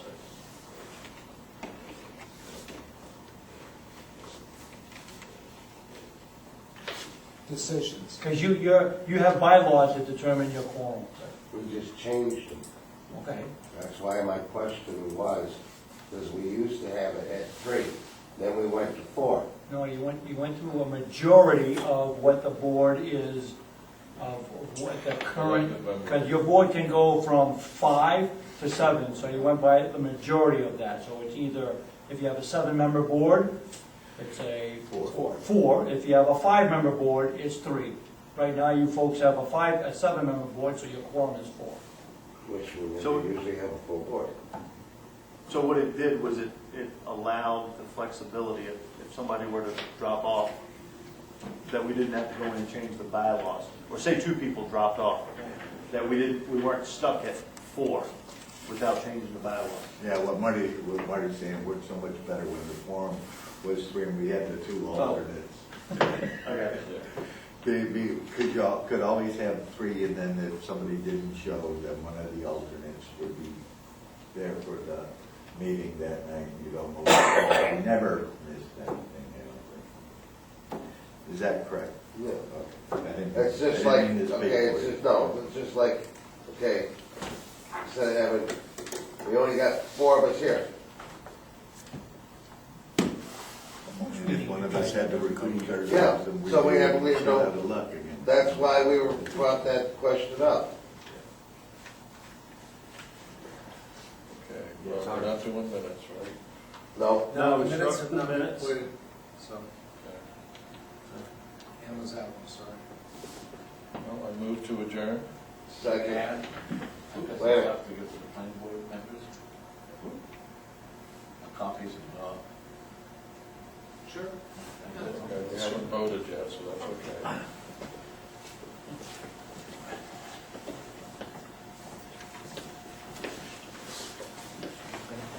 About some of the things that I have.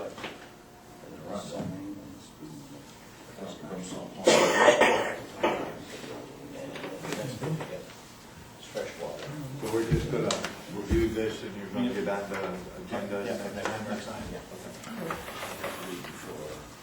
What about, I got 2 other copies also for, Just leave them with me, but I'll make sure they get to the other members, okay?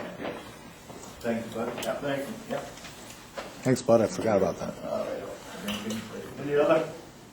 Before we vote. It's too late, before we quickly raise our hands. Okay. All right, vote. Yeah.